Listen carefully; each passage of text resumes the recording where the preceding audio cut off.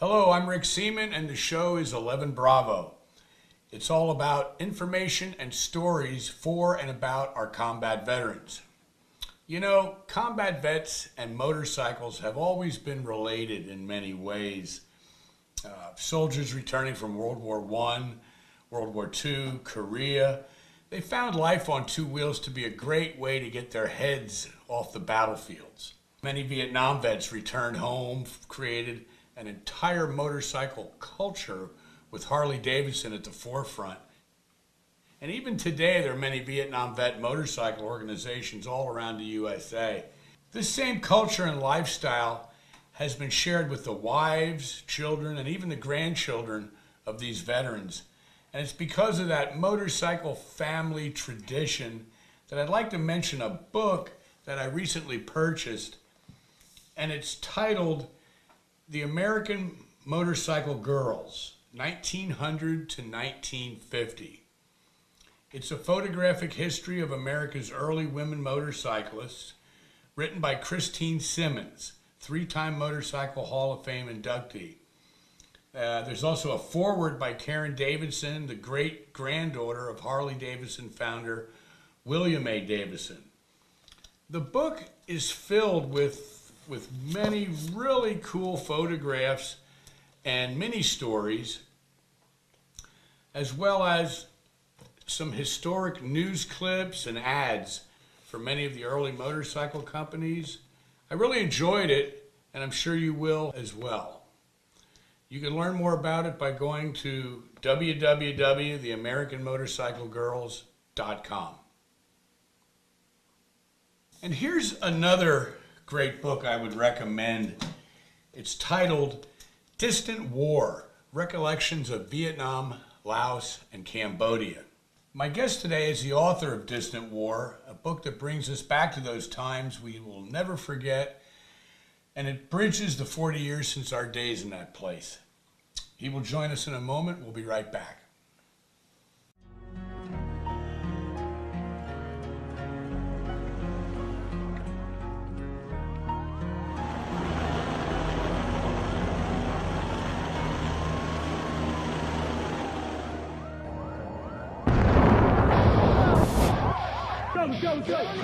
What does the spiraling violence mean for Iraq's young democracy? There is a lot of danger in Iraq.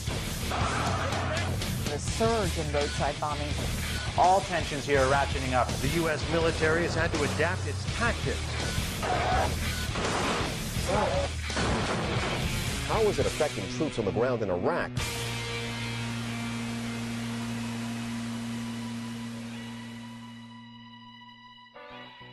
My name is Paul Rykoff. I'm an Iraq war veteran and the executive director of IAVA. I led an infantry platoon in Baghdad from 2003 to 2004. When I got home, I saw an America that was living life uninterrupted. TV exorcism. Tom Cruise's new Scientology confession. And this didn't look like a country that was at war.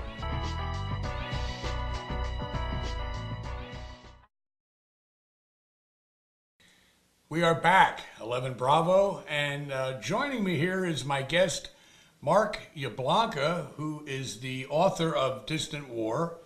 Marc, welcome. Thank you. Good to be here with you. So, Marc is a longtime military journalist, and with Distant War, Marc, you've covered a lot of the years after the Vietnam War, pretty much up to current. Right. And also you got interviews from the Vietnam War itself during the war. So, Yes. so it makes for a great in-between, now and then type of book. I really like the cover, the shot of the helicopter. I'm sure a lot of you vets, combat vets, grunts like myself, saw that at one time. And when I saw the book, Marc, that's what caught my eye. Well, it's It was interesting. haunting. Interesting how that came about. I was not in Vietnam during the war, but I have been in Vietnam 3 times since. And I took that picture at Cu Chi, near the infamous Cu Chi tunnels that all of you Vietnam vets know about. And right outside the tunnels, which I went down a couple levels into, I spotted this helicopter, and I knew I had to get that shot. And when I was writing the book, I knew this had to be on the cover. Right, right. So, you obviously have a great interest in the Vietnam War and Southeast Asia as a whole. Let's go back. When I was in Vietnam, 68, 69, you know, the hot years, tell me, where was Marc Yablonka? I was at the University of Oregon studying English literature. Okay, okay. 1969, of course, the lottery came out, and I was lucky enough to have a high number, so I was never drafted. And then, of course, Right. 1972, and by coincidence, I graduated from university, was the beginning of the end of American involvement in the Right. Vietnam War. And what, was there any particular event that took place that kind of attached you to the Vietnam War? Because we know now you've definitely attached yourself to the Vietnam War with this book. Yeah. I'd say two things happened. Number one, 1975, a short 6 months after Saigon fell on April 30th of that year, I took a job teaching English with the adult division of the Los Angeles Unified School District, a job that I still have today, as a matter of fact. And we started among the what they now call the salad bowl of different cultures that have come to Los Angeles and California, came that first wave of Vietnamese refugees, the ones that had landed at Camp Pendleton and were involved in the makeshift tent city down there. And I befriended a lot of these Vietnamese folks. They took me into their houses and began to tell me what I would say were horrific stories about fleeing Saigon, many of them in boats. That's one. The other was the film The Killing Fields, which I saw a couple years later, which was of course about the Cambodian extension of the Vietnam War. Right. And the story of Sidney Schanberg, New York Times columnist, and his Cambodian counterpart, Dith Pran. When I saw that film, I left the theater thinking that's what I wanted to be. I read your book. I went back and reread a number of chapters in your book, and Thank you. you've covered so many areas. Your stories, your interviews involve Vietnamese after the war has ended, Cambodians, Laotians, a lot of the relationships that you made with a lot of these people. Their struggles through the years following the war. But you also interviewed a lot of Americans that were part of the war. Yes, sir. Special forces. You had one interview that I really enjoyed. It was about some of the Air America pilots. Yeah. Who are a very storied group of people. Noted and notorious. Noted and notorious. Tell our viewers about what you learned from those guys that's in this book as well. Well, if there's one thing I learned, it's that they've been given short shrift. The Air America pilots that I have interviewed for several different publications as a journalist, who ended up in this book, to a person, feels that the reputation that they received as drug-running rogue pilots was undeserved. And indeed, if you look into the history and you read books about what Air America truly did, you know that they really helped to support our forces in Vietnam, and that the reputation they got via films such as the one called Air America with Mel Gibson and Robert Downey Jr. Really did them more of a disservice. Made people laugh when they went to the theater, but did them more of a disservice than a service. Also in the book, you have a chapter on Admiral Stockdale. Yes. Who was the highest ranking naval officer to be captured and interned at the Hanoi Hilton. Tell us about that. Well, of course, he had died before I ever received the assignment from Vietnam magazine to do a story on him, which ended up in the book. What an incredible, remarkable human being to have endured so much suffering at the hands of the North Vietnamese captors. to have undergone time after time after time the infamous Vietnamese rope trick where the POWs had their hands tied behind their backs and their sockets rotated so that their shoulders would break. He was such a role model for the other POWs. I can't tell you, Rick. In the course of doing the original story, which is in the book, I had the chance and the honor to interview Senator John McCain on the phone, Ross Perot, people intricately and intimately involved in the whole POW experience. And to a person, they all felt that if it hadn't been for Jim Stockdale, they never would have made it out of the Hanoi Hilton alive. Wow. You also devoted a chapter in your book to the Montagnard people. Yes. And you went back there and you got to learn a lot about them and about during the war and post-war. Right. To a point, I think what I know of the Montagnards was taught me mostly by people who fought with them, like Army Major Jim Morris, a personal friend of mine who was with the 5th Special Forces Group. Jim taught me a lot about the Montagnards, meeting a lot of the Montagnards myself in North Carolina, where many of them immigrated to in past years, has taught me some. In my own efforts in Vietnam, 1995, my third trip back, to try to intermingle with the Montagnard community, were pretty much stymied. The government has its control on these people, largely because they're Christian and Catholic.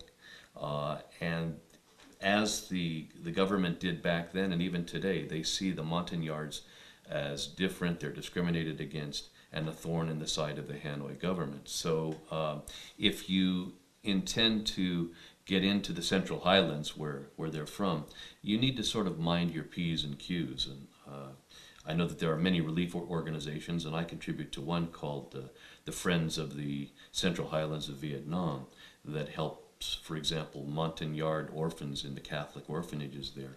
You really have to be careful in terms of who you see and what you do. All right. You mentioned that their migration here to the United States is centered around North Carolina. Yes. And I find that interesting. I do too. Would that be because of Fort Bragg? How would and our special forces? What is it that they call Fayetteville, North Carolina? It's called Vietnam. Oh, yeah, you're right. Yeah, the Special Forces people in Fort Bragg, Catholic Charities, Lutheran Family Services, through the years have had a hand, whenever possible, of bringing the Montagnard people to the United States, and it hasn't always been easy. The United Nations has had to intervene to bring people of the Montagnard heritage who were actually hiding from the Hanoi government in the jungles of Cambodia over here to the United States and chiefly to North Carolina. Yeah, and that Mark, that's a lot about what your book tells us. That I read in this book is all this little stuff between the lines that a lot of people, even veterans, wouldn't even think about. Just like how Special Forces, Fort Bragg, North Carolina, to this day is working, to help Montagnard people. I mean, that's amazing stuff that we don't hear about. Right, and I think one of the things I endeavored in the writing of the book was to make the statement that war affects everybody. It certainly affects civilians in the countries in which we fight. It affects civilians who went there in our support.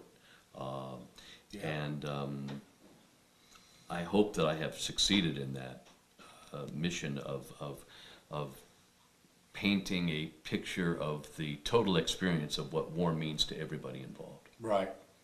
Very interesting things we're hearing here from author Marc Yablonka. We're going to take a quick break. Be right back. National Veterans Foundation is meeting the needs of veterans and their families and is continuously focused on expanding their efforts to provide real solutions for these American heroes. For more information about National Veterans Foundation, contact them today or visit their website at nvf.org. 11 Bravo, back again with Marc Yablonka, author of Distant War. Mark, in your book, you mention an encounter with game show host Pat Sajak. Yes, sir. Tell us about that. My interview with Pat was to be part of a bigger story that I had written that I was in the process of writing for American Veteran magazine, the quarterly publication of the AMVETS Veterans Organization, right. for which I was a contributing writer for 14 long years. Wow. Anyway, and Pat and I were supposed to talk for about 15 minutes. Well, that 15-minute interview ended up being 45 minutes, and so I was able to write a completely different profile of Pat, which ended up in Vietnam magazine and is now a chapter in my book. Right. Yeah. And Pat Sajak was, in fact, a DJ on Armed Forces Radio Network Vietnam. Right.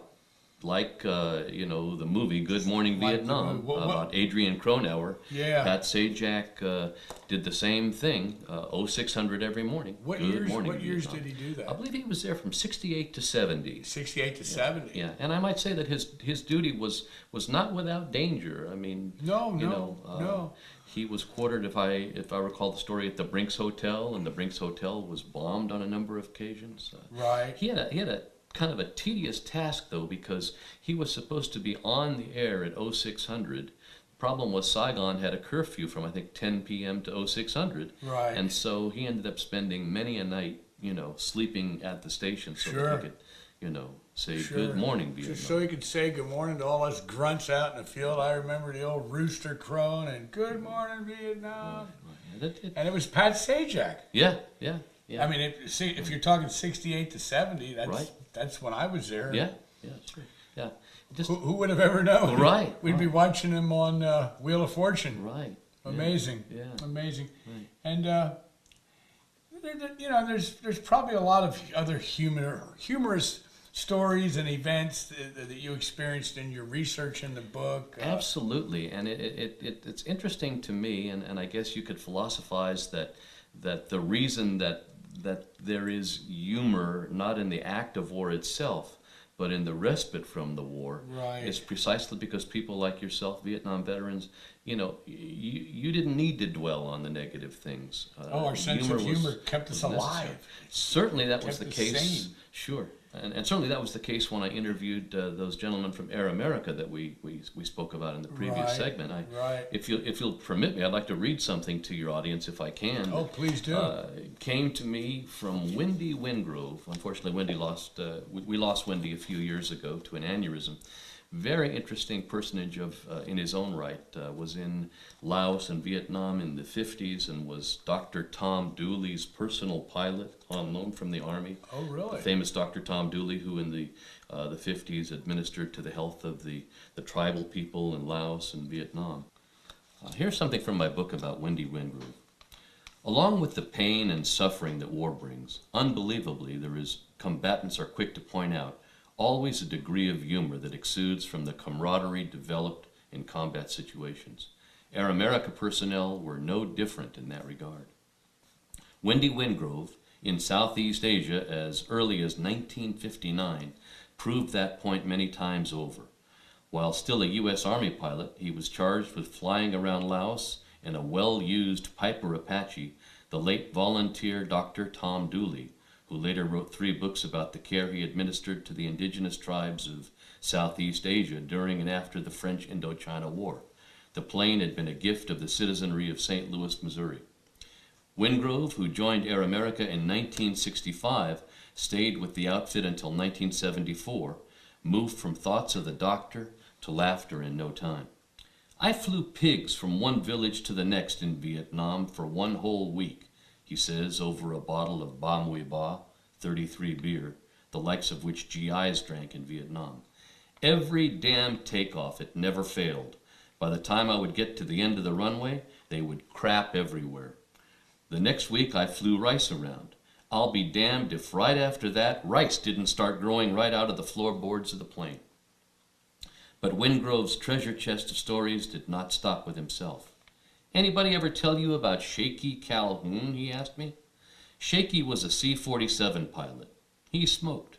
In 1967, you weren't anybody in Air America unless you had a gold Rolex. They were $950 in those days. One day, while aloft, He took off his watch to admire it, got a cigarette, reached in his pocket, got a book of matches with only one match. He lit the cigarette and tossed the Rolex right out the window of his plane. The last time I saw him, he said, he was going to bronze that match and put it on his mantle for stupidity's sake. Great story, Wendy Wingrove. Very, very good. Very good. Mark, what do you consider to be the most, let's say, moving of all the interviews you did in regards to the book? There's a story in my book about when I was in Khe Sanh at the old battlefield in 1995. There I was observing where the siege of Khe Sanh took place, and out of nowhere came a Vietnamese national with a Marine tin chow plate full of U.S. Marine dog tags. In very broken English, he came to me and he said, "You pay me $2, $2, $2." And it was an affront to me. I said, "You ought to give me those to take back to my country to get them to the families of the soldiers and Marines who lost them on this battlefield." His response was $2, $2, $2. So I reached in my pocket, gave him $2 and took a couple of dog tags home. When I got back to the United States in 1995, I endeavored to do everything I could to return those dog tags to either the veterans who wore them or the families. It was kind of curious to me because one of them looked what I would describe to be war-torn, like it had really been through a war. And the other looked a little bit more modern. I was fully aware at the time and have been made aware since then that phony dog tags is a cottage industry in Vietnam.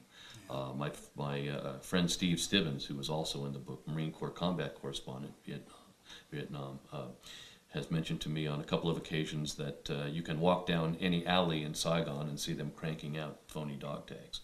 Well, as it turned out, one of the two, the war-torn one, was unsubstantiated by the U.S. Navy, whom I had sent the 2 dog tags to. But one of them was substantiated and sent to the family of the Marine who had worn it, a young man by the name of David Arnold. A couple years went by, I didn't think anything of it. And then one night, about 11 o'clock at night, during the week I get a call, and the person on the other end of the line said, "Are you Marc Yablonka?"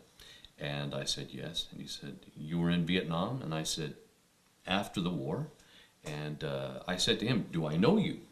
And he said, "No, I just wanted to call and thank you for returning my brother's dog tag." Wow. It had taken him 2 years, Rick, to get up the courage to call me on the phone. Now, he himself was just a young boy when his brother was killed at 19 years of age in Quang Tri province. So it was quite a moving thing, and it led to an article that I wrote for Stars and Stripes, which made its way into the book. And if we have time, I'd like to relate what happened to the other dog tag that was unsubstantiated. If that's all right with you and your viewers.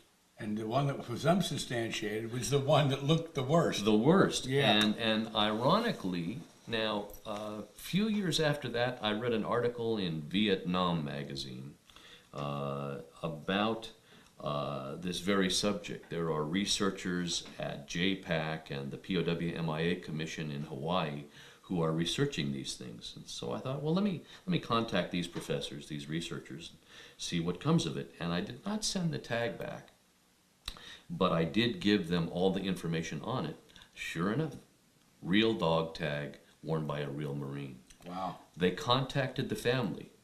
And again, time went by, no word. About a year ago, my wife and I were at the Vietnam Veterans Memorial Wall in Washington, D.C., and by that time I'd given up hope of ever returning it to its rightful owner or his family. And I was sharing the story with a docent at the wall from the Forest Service, and he said, "Well, did you look in the book?"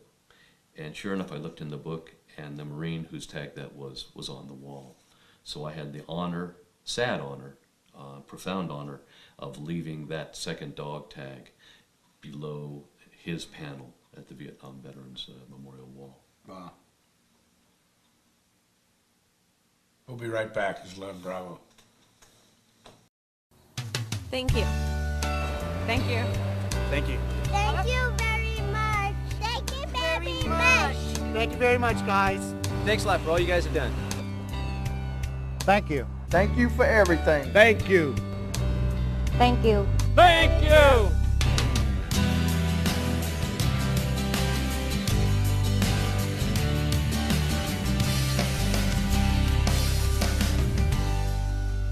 Thank you. We're back again and with Marc Yablonka and his book, Distant War, Recollections of Vietnam, Laos, and Cambodia. How can our viewers get their hands and eyes on this book? Well, the book is chiefly available online. The easiest way would be to go to Amazon.com, type in my name or Distant War, Recollections of Vietnam, Laos, and Cambodia, and do it through Amazon.com or BarnesandNoble.com, or it's available directly from my publisher, Miriam Press, out of Vermont.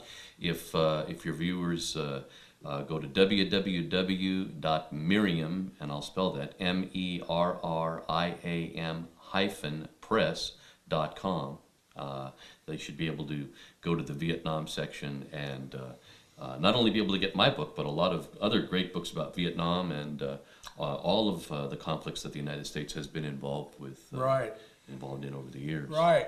It's a good read. Marc, thank you for being on the show. Thank you for having me, and welcome home. Thank you very much. Talk to you soon, vets.